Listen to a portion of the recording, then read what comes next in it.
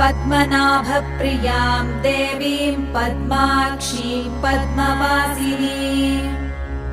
पद्मवक्त्रां पद्महस्तां वन्दे पद्मामहर्निशम्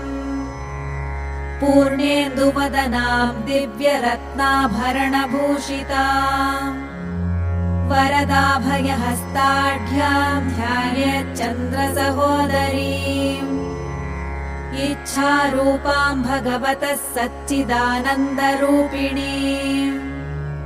सर्वज्ञां सर्वजननीं विष्णुवक्षस्थलालयाम्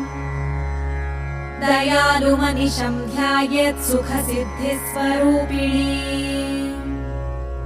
हरिः ॐ